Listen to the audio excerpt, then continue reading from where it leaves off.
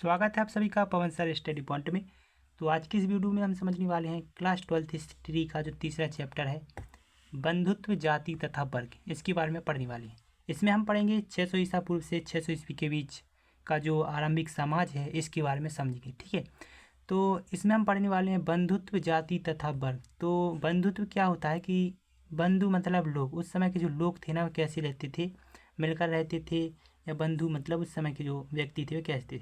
जाति मतलब प्राचीन समय में जो जाति होगी वह कैसी रही होगी, तथा वर्ग मतलब उस समय में जो कि बंधुत्व जाति तथा वर्ग किस प्रकार से विभाजित रहे होंगे, कौन कौन सी जाति रही होंगी, कौन कौन सी वर्ग, जो कि हम आरंभिक समाज में पढ़ने वाले हैं। और इस चैप्टर का जो समय काल है 600 ईसा पूर्व से 600 ईस्वी के बीच रहने वाला है। ठीक है, तो आइए बात करते हैं, हम इस चैप्टर के बारे में समझेंगे। ठीक है, जो कि आरंभिक समाज है। ठीक है, इसकी पहले हम बात की जाए तो पिछले अध्याय में हमने पढ़ा था 600 ईसा पूर्व से 600 ईस्वी के बीच तक की जो मध्य आर्थिक राजनीतिक जीवन में अनेक परिवर्तन हुए। मतलब पिछले अध्याय में हमने पढ़ा था 600 ईसा पूर्व से 600 ईस्वी के बीच तक के मध्य आर्थिक राजनीतिक जीवन में अनेक परिवर्तन हुए थे। इनमें से कुछ परिवर्तन जो कि समकालीन समाज पर भी प्रभाव छोड़ते हैं। उदाहरण के लिए जैसे वन क्षेत्रों में कृषि का विस्तार हुआ, जिससे वहाँ के रहने वाले लोगों की जीवन शैली में भी काफ़ी परिवर्तन देखने को मिलता है।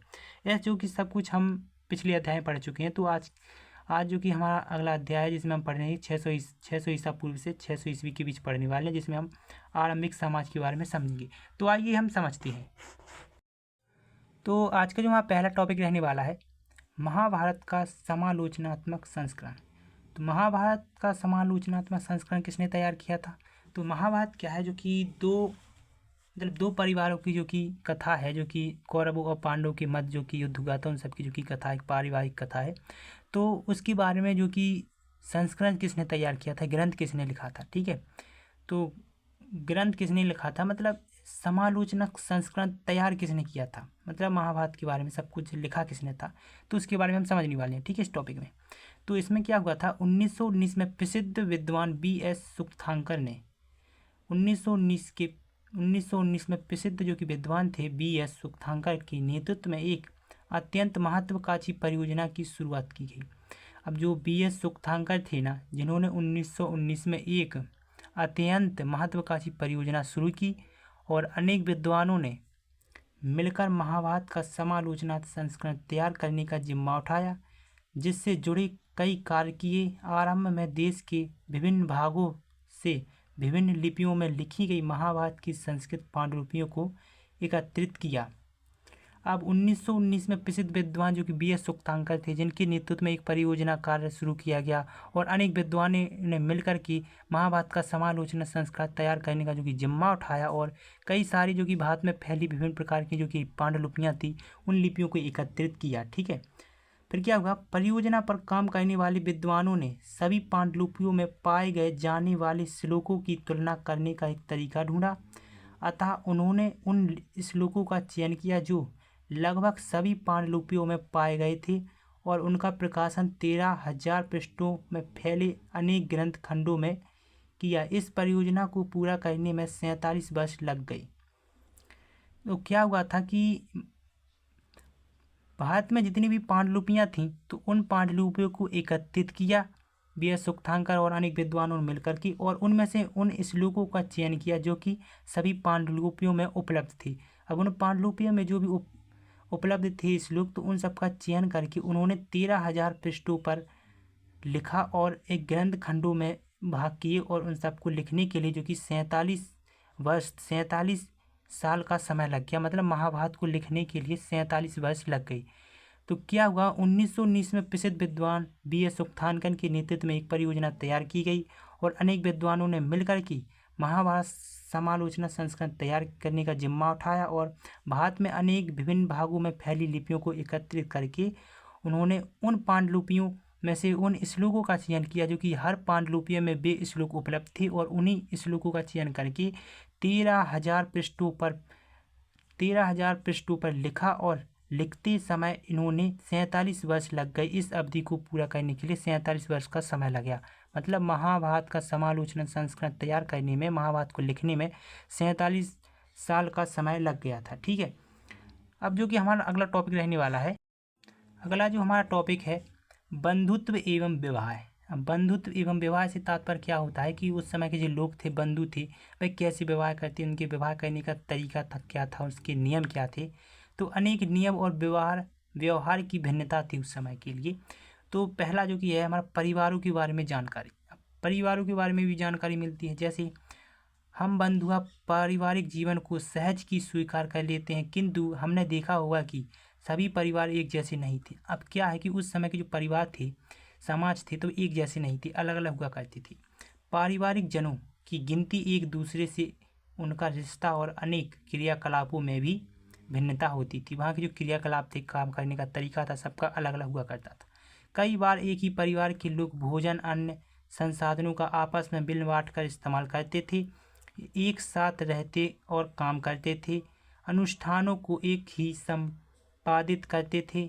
परिवार एक बड़े समूह का हिस्सा होता था, जिन्हें हम संबंधी भी कहते थे। तो वहाँ के जो लोग थे ना, एक साथ रहते थे, मिल बांट कर खाते थे, और एक ही संसाधनों का कई सारे लोग प्रयोग भी करते थे, और वहाँ के धार्मिक अनुष्ठान थे ना, उन सबका प्रयोग भी करते थे। लेकिन वहाँ का जो परिवार था ना, एक बड़े समूह का हिस्सा भी हुआ करता था। तकनीकी भाषा का इस्तेमाल करते थे वो लोग, और हम संबंधियों को जाति और समूह भी कहते थे। वहाँ के जो समाज था ना, जाति एवं तकनीकी जातियों संबंधियों में भी काफ़ी कुछ बटा हुआ था। ठीक है। अब पारिवारिक रिश्ते नौसंग और रक्त संबंध माने जाते थे, किंतु इन संबंधों की परिभाषा अलग अलग तरीके से की जाती थी। कुछ समाजों में भाई बहन, चचेरे मौसे आदि के खून का रिश्ता माना जाता था, किंतु अन्य समाज ऐसा नहीं था। अब मतलब वहाँ के जो बंधुत्व थी, उनका मतलब उन समय का परिवार हुआ करता था, अलग अलग तरीके से रहता था। कई परिवार तो बड़े बड़े लोग हुआ करते थे, वहाँ के मुखिया हुआ करते थे, लेकिन कई सारे परिवार मिल बांट कर भी खाते थे, तो कई सारे परिवार ऐसे नहीं थे। मतलब उस समय में पारिवारिक भिन्नता पाई जाती थी। ठीक है। अगले टॉपिक की बात करें तो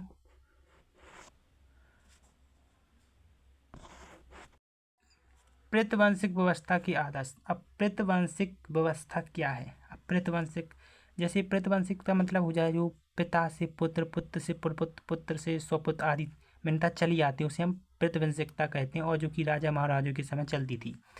अब क्या हम उन बंधुओं को निर्दिष्ट कर सकते हैं जब बंधुत्व के रिश्ते में परिवर्तन आया हो? जैसे एक स्तर पर महाभारत इसी कहानी का हिस्सा है। यह बंधुओं के दो दलों, कौरव और पांडवों के बीच भूमि और सत्ता को लेकर हुए संघर्ष का चित्रण करती है। दोनों ही दल एक ही दल कुरुवंश से संबंधित थे, जिनका एक जनपद था और प्रशासन था। मतलब वहाँ की जो कौरव और पांडव की जो लड़ाई हुई थी महाभारत में, वह एक ही जो कि वंश थे कुरुवंश से संबंधित थे। क्या उनको जाति को लेकर युद्ध हुआ था, या फिर एक ही जनपद शासन को लेकर? तो यह संघर्ष एक युद्ध में परिवर्तित हुआ, जिसमें पांडव विजय हुए। तो इनके उपरांत प्रतिवंशिकता उत्तराधिकारी को उद्घोषित किया गया था। हालांकि प्रतिवंशिकता महाकाव्य की रचना से पहले भी मौजूदा थी, और महाभारत की मुख्य कथा वस्तु ने इसे आदर्शों को किया, और प्रतिवंशिकता में पुत्र पिता की मृत्यु के बाद उनके संसाधनों पर अधिकार जमा सकता था। मतलब प्रतिवंशिकता ऐसी व्यवस्था थी कि अगर पिताजी मर जाए तो उसके बाद उनका पुत्र उनका राज्य सिंहासन संभालेगा। तो यहाँ भी आप देख सकते हैं, जैसे प्रतिवंशिकता का अर्थ है वंश परंपरा जो पिता के पुत्र, फिर पुत्र, फिर प्रपुत्र आदि से संबंधित चली आती है, तो उसे हम प्रतिवंशिकता कहते हैं। तो इसमें वही समझाया गया है कि प्रतिवंशिकता जो कि पुत्र से पिता से पुत्र, पुत्र से प्रपुत्र आदि पीढ़ी दर पीढ़ी चली आती है, उसे हम प्रतिवंशिकता कहते हैं। और मातृवंशिकता का मतलब यह है जो माता से संबंधित हो, माताओं से संबंधित हो, उसे हम मातृवंशिकता कहते हैं। ठीक है। अगला टॉपिक है हमारा विवाह के नियम। मतलब विवाह के नियम कौन कौन से थे? तो जहाँ प्रेतवंश तक को आगे बढ़ने के लिए पुत्र महत्वपूर्ण थे, तो वहाँ इस व्यवस्था में पुत्रों को अलग तरह से देखा जाता था। प्राकृतिक संसाधनों पर उनका कोई अधिकार नहीं था। अपने गोत्र से बाहर उनका विवाह कर देना ही अपेक्षित था। मतलब अपने गोत्र से बाहर विवाह नहीं कर सकते उस समय की स्त्रियाँ। तो इस प्रथा को बहिर्विवाह पद्धति कहते थे, और इसका तात्पर्य था कि ऊंची प्रतिष्ठा वाले परिवारों की कम उम्र की कन्याएं और स्त्रियों का जीवन बहुत सावधानी से नियमित किया जाता था, जिससे उचित समय और उचित व्यक्ति से उनका विवाह किया जा सके। और इसका प्रभाव यह हुआ कि कन्यादान अर्थात विवाह में कन्या की भेंट को पिता का महत्वपूर्ण धार्मिक कर्तव्य भी माना जाता था। तो उस समय के जो विवाह के नियम हुआ करते थे, तो स्त्री का जो कि अलग ही मतलब वो हुआ करता था कि बाहर विवाह पद्धति कहते थे, जिसे अपने गोत्र से बाहर विवाह नहीं कर सकती उस समय की स्त्रियाँ, ठीक है, अपने ही गोत्र के अंतर्गत विवाह करना होता था।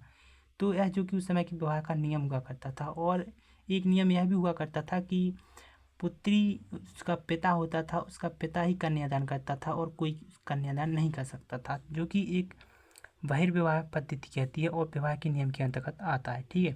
अब जैसे अंतर्विवाह में वैवाहिक संबंध समूह में मत भी होती थी। यह समूह एक गोत्र, कुल अथवा पति, जाति या फिर एक ही स्थान पर बसने वाले को कहा जाता था। अंतर्विवाह मतलब जो कि अपने गोत्र के अंदर विवाह करना अंतर्विवाह कहलाता है। बहिर्विवाह तो बहिर्विवाह गोत्र से बाहर विवाह करने वाले को हम बहिर्विवाह कहते थे, ठीक है। बहिर्विवाह अपने गोत्र से बाहर करने के लिए बहिर्विवाह।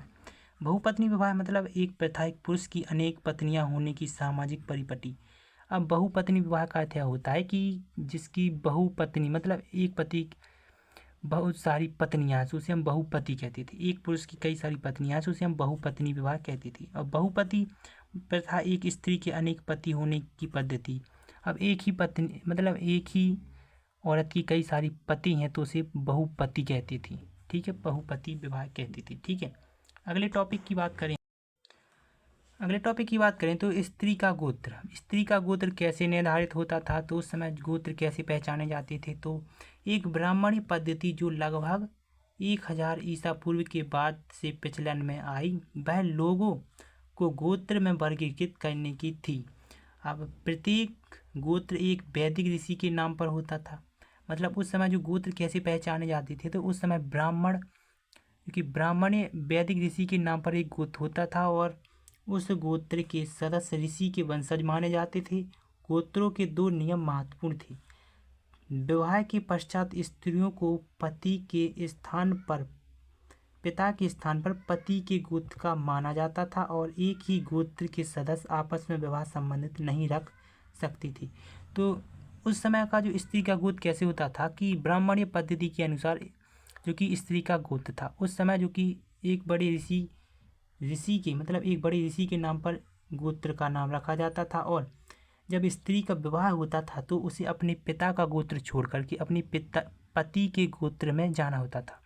तो और एक ही गोत्र के सदस्य आपस में विवाह नहीं कर सकते थे। मतलब एक जो ब्राह्मणीय पद्धति थी जो कि लगभग 1000 ईसा पूर्व के बाद प्रचलन में आई थी, इसके अंतर्गत प्रत्येक गोत्र एक वैदिक ऋषि के नाम पर होता था और उस गोत्र के सदस्य ऋषि जो कि ऋषि के वंशज माने जाते थे। और विवाह के पश्चात स्त्रियों को पिता का गोत्र छोड़ करके पति के गोत्र का माना जाता था शादी के बाद, और एक ही गोत्र के सदस्य आपस में विवाह नहीं कर सकते थे, जो कि एक ब्राह्मणीय गोत्र का जो कि नियम था उस समय, ठीक है। तो आज के वीडियो में इतना ही। अब मिलते हैं अगले वीडियो में। आई होप आपको वीडियो पसंद आया होगा, तो लाइक कीजिए, कमेंट कीजिए और शेयर जरूर कीजिएगा कि बाकी लोगों तक यह वीडियो पहुंच सके और समझ सके।